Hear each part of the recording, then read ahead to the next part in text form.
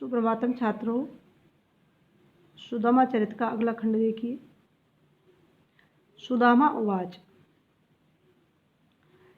द्वारिका जाऊ जी, आठों जाम यही जक तेरे। जो न कहो करी वो तो बड़ो दुख, जिह कहाँ अपनी गति हेरे। द्वार खरे प्रभु के छरिया तह, भूपति जान न पावत नेरे। पांच सुपारी तो देख विचार के, भेंट को चार न चाहुर मेरे। सुदामा जी अपनी पत्नी से कहते हैं कि तुम मुझसे हमेशा द्वारका जाने का आग्रह करती हो, लेकिन मैं वहाँ जाने पर विवश हूँ और अपनी व्यवस्था प्रकट करती हूँ। क्या कह रहे हैं देखो। सुदामा जी सुबुद्धि जी से कहते हैं, द्वारिका जाओ जी, कि तुम्हें तो हमेशा एक ही रट लगी हुई है कि द्वारका जाओ। आठों जाम जक तेरे, आठों प्रहर तुम यही रट लगाए रहती हो कि द्वारका जाओ।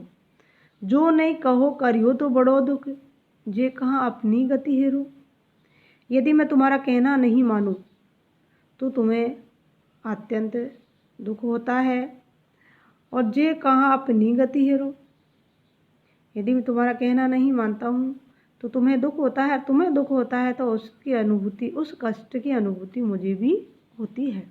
जो कहाँ अपनी गति हेरो, अर्थात तुम्हारे दुख के अनुसार भी मेरे को भी दुख की अनुभूति होती है। द्वार खरे प्रभु की छरिया तय, भूपति जान न पावत। लेकिन मैं अपनी गरीबी की दशा पर विचार करके देखता हूँ तो मुझे लगता है कि मैं वहाँ कैसे जाऊँ। उनके द्वार पर तो द्वार खरे प्रभु की छरिया, उनके द्वार पर तो बड़े बड़े राजा लोग भी खड़े रहते हैं, और उनका ही श्री कृष्ण से मिलन नहीं हो पाता तो वो मुझसे कैसे मिलेंगे। और दूसरी एक बात तो यह है, और दूसरी यह है कि मैं ऐसी हालत में उनके पास में कैसे जाऊं। भूपति जान न पावत नेरे, जब भूपति उनके पास में नहीं जा पाते तो मैं इस दीनहीन दशा में उनके पास कैसे जाऊं, और वो मुझसे इस हालत में कैसे मिलेंगे। उनके पास जाने के लिए मेरे पास उनको देने के लिए भेंट भी नहीं है। पांच सुपारी तो देख विचार की, तुम विचार करके तो देखिए कि पांच सुपारी भी उन्हें भेंट करने के लिए मेरे पास नहीं है। भेंट को चार न चाहुर मेरे, कि उनके पास भेंट के लिए जाने के लिए थोड़ा सा चावल तक नहीं है, और बिना कुछ लिए मैं उनके पास कैसे जाऊं। मतलब पांच सुपारी और पांच चावल भी मेरे पास नहीं है तो मैं उनके पास जाने की हिम्मत कैसे करूं। यह सुन के तब ब्राह्मणी गई परोसन पास, पाव शेर चाउर लिए आही सहित उलास। सिद्धि करि गणपति सुमरी, बाट दुपट्टिय खूंट। मांगत खात चली तहाँ, मार्ग बाली बूट। 3 दिवस चली विप्र के, दुख उठे अब पाए। एक ठोर सोहे कहूँ, घास प्यार बिछाए। सुदामा ने अपनी पत्नी से कहा कि मैं द्वारका नाथ श्री कृष्ण के यहाँ नहीं जाऊँगा, और अपनी व्यवस्था बतलाई कि मेरे पास कृष्ण को भेंट में देने के लिए चावल सुपारी तक नहीं है। तब जो सुबुद्धि पड़ोसन के पास जाती है और वहाँ से चावल लेकर आती है, उन्हीं का वर्णन इन पंक्तियों में है। देखिए, यह सुन के तब ब्राह्मणी, तो सुदामा की बात को सुनकर वह ब्राह्मणी अर्थात सुबुद्धि अपनी पड़ोसन के पास गई पड़ोसन पास, किसके पास गई? अपनी पड़ोसन के पास गई। पाव शेर चामुर लिए आही सहित उल्लास, और उनके पास से पाव शेर चावल लेकर आही सहित उल्लास प्रसन्नता पूर्वक वापस लौटी। सिद्धि करी गणपति सुमरे, बांध दुपट्टी खूंट। इतना ही नहीं, उन्होंने अपने कार्य की सफलता को देखकर गणेश जी का स्मरण किया और गणेश जी का स्मरण करते हुए बांध दुपट्टे खूंट उन चावलों को अपने दुपट्टा के कोने में बांध दिया, है ना। मांगत खाते चले था मार्ग बाली बूट, और अपने पति से कहा कि तुम रास्ते में मांग कर खाते हुए श्री कृष्ण के पास चले जाना और बाली और बूटे जो भी तुम्हें मिले उनसे अपने पेट की अग्नि को शांत कर लेना। सुदामा जी कृष्ण से मिलने गए तो वे रास्ते में अपने खाने के लिए भीख मांग लेते थे। कभी चावलों की बालें और मक्के के बूटे आदि खाकर अपने जीवन का निर्वहन कर लेते। मांगत खाते चले तहाँ मार्ग बाली बूटे, ठीक है। 3 दिवस चले विप्र के दुख उठे जहाँ पाए। इस प्रकार सुदामा को 3 दिन व्यतीत हो गए, अर्थात पैदल चलते हुए 3 दिन उनके व्यतीत हो चुके थे और वो पूरी तरह थक चुके थे। तब एक बार कहीं उन्होंने घास और धान बिछाकर विश्राम करने का प्रयास किया तो उन्हें नींद आ जाती है और वो वहीं ही लेट जाते हैं। इसके बाद क्या होता है देखिए, अंतर्यामी आप प्रभु जान भगत की पीर सोबत ले ठाड़ो कियो नदी गोमती तीर इते गोमती दरस ते अति प्रसन्न भोचित विप्रतः स्नान कर कीनो नित निमित्त भाल तिलक घसी के दियो गई सुमरन हाथ देख दिव द्वारावती वहो अनाथ सनाथ। लेकिन बढ़िया बात इनमें कही है, देखिए अंतर्यामी आप हरु कि श्री कृष्ण भगवान अंतर्यामी है, वो सबके अंतर की बात को पहचानते हैं।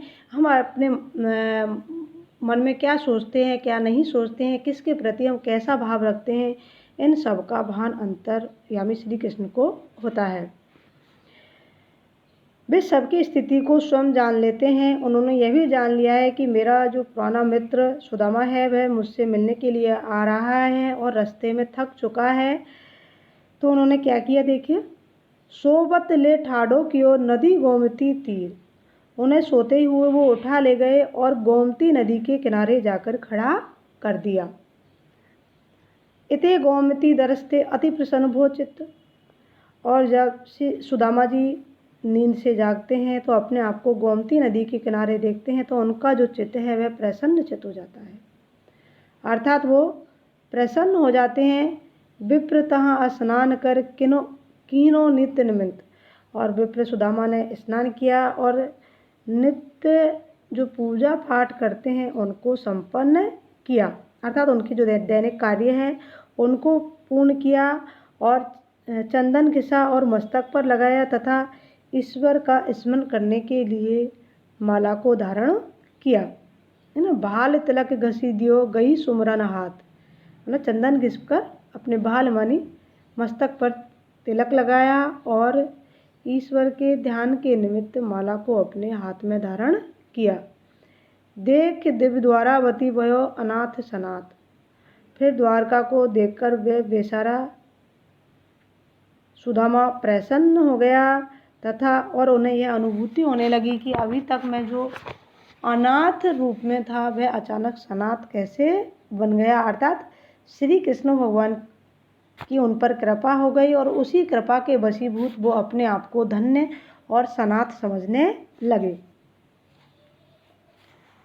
अगली पंक्ति देखिए, दीठी चका चौंध गई देखत सुवरन मणि, एक ते आछे एक द्वारिका के भवन है, पीछे बुन कोई काहू सोने बात करे, देवता से बैठे सब शादी शादी मौन है, देखत सुदामा धाये पौर जन कहे पाए, कृपा हरि कहो विप्र कहाँ लो गौन है, धीरज अधीर के हरन पर पीर है के, बताओ बलबीर के महल यहाँ कौन है। द्वारका पहुंचकर सुदामा को कैसी अनुभूति हुई इसका चित्रण किया गया है और वो आगे क्या हुआ उसी का वर्णन करते हुए कह रहे हैं, देखो दीठी चका चौंधी, दीठी का अर्थ होता है दृष्टि, चकाचौंध एक तरह से आश्चर्यचकित, कि द्वारका के स्वर्ण जलित जो महल है, स्वर्णों से परिपूर्ण जो महल है, स्वर्ण जटित महलों को देखकर वह आश्चर्यचकित रह गया, है ना। देखत स्वयंवरण मणि अर्थात स्वर्णों से लगे हुए उन महलों को देखकर वह आश्चर्यचकित हो जाता है। एक ते आछे एक द्वारिका के बौन है। और वे सोचने लगे कि यहाँ तो एक से बढ़कर एक महल है। एक ते आछे, आछे मन होता अच्छे, मतलब एक से बढ़कर एक द्वारिका के जो महल है वे अनुपम है। यहाँ बिना पूछे तो कोई किसी से बात तक नहीं करता है ना। पूछे बिना को कहूँ न काऊ से बात करे है, कि बिना पूछे कोई किसी से बात तक नहीं करता है और वह इतना ही बोलता है जितनी ज़रूरत होती है।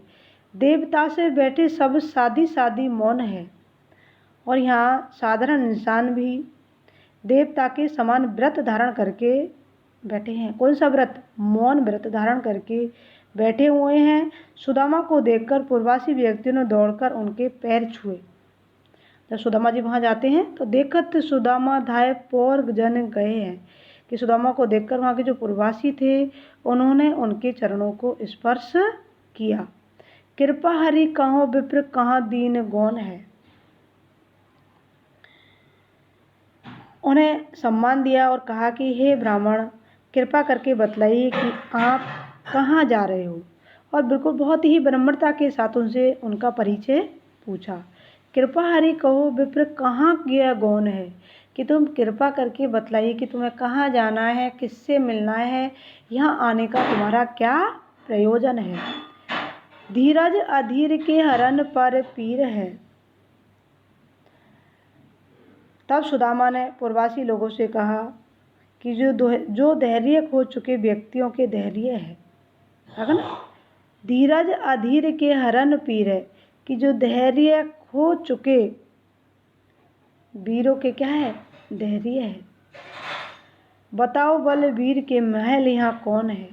ऐसे उन बलवीर श्री कृष्ण भगवान का महल कौन सा है, मुझे यह बतलाने का कष्ट कीजिए। मैं श्री कृष्ण भगवान से मिलने के लिए आया हूँ और उन्हीं के महल में जाना चाहता हूँ, इसलिए तुम मुझे उनके महल तक जाने का जो रास्ता है उसको बतलाइए। ठीक है।